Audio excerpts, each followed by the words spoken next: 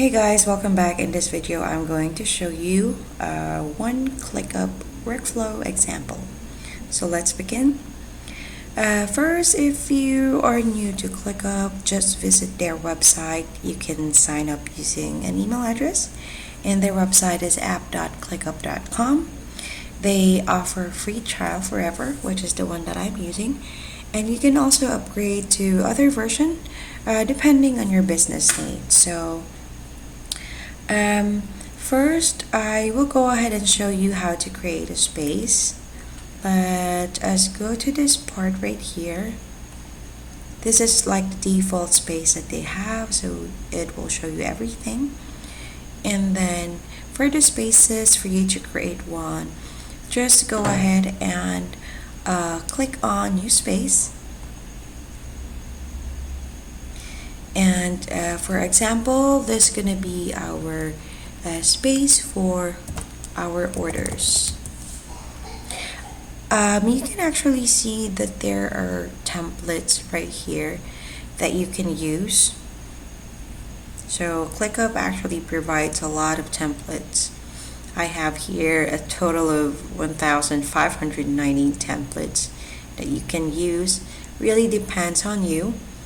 We have here a category. It says event planning. This is for marketing team operations. Even home renovation, legal project management, hiring candidates. It's really a good help that they do have like a category here so that you can easily select. This is also for a personal use, so creative and design, everything under the sun, it's actually right here. But for now, I'm not gonna use a template. Instead, I'm gonna create a simple workflow. So create new space for our orders, and then click next. And then this one is gonna ask if you wanted to put on a description. So let's say we did. Okay, so this is the description sample. And then click on next. The next page is going to ask you for a space color, depending on what you want, and also an avatar that you wanted. So this is going to be an ordering tool. For example, let us select this one. Okay, then click next. Here, if you wanted to share the space to the others, you can add some people here, add a member. But if it's going to be only yours, just click on mine. So let's say I wanted to share it with the other people. You can add multiple people here. And then next it's going to ask you what's going to be the statuses of the orders. So there's a default here that says to do. We're gonna add more. So let's say we have pending orders. We also have for review, to ship, for return,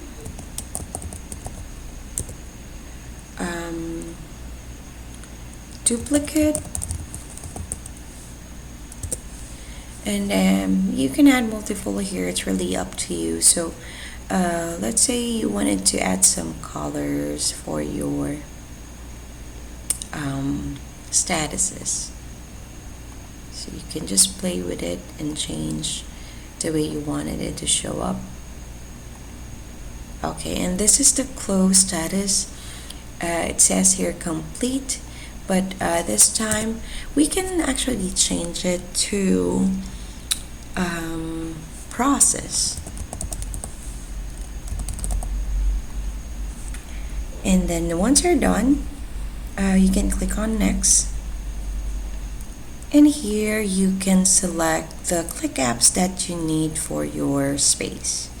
Let's say I wanted to apply all of this, so just turn on all of it and then click next. Here, if you wanted to have another view of your space, You can just turn it on.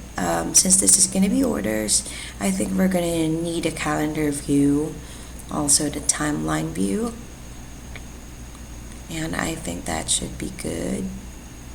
I also use the Gantt view, and then review space. So basically that's just the last page where you modify your space, and this is like a recap or a summary for you to check. So once you're okay, click on create space. Okay, so you see that we have here the space. It has been created. And if you go to the board view, you can see the different statuses that we added. This would be on the last part, since this is our final status. And then you can add a task for each statuses that you created. So just click on the plus sign. So to do is to accept orders, for example, and then click on enter. You can add multiple here. You could even modify the task that you wanted and add subtask. So it's either you go into this shortcuts here, or you double click on the task, because if you double click, it will show you everything. You can add a person that you can assign someone here. You can put in a date. You can even change the priority. You can even start the timer if you want this to be time track. Add time estimate, sprint points. You can add tags, multiple tags here. You can even add a cover.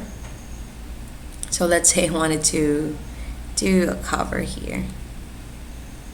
Okay, and then you can create subtasks in each task. This would actually be like the update chat box, I would say. So if you type in something here, everyone on your team that has an access to it can view your chat. So let me go back.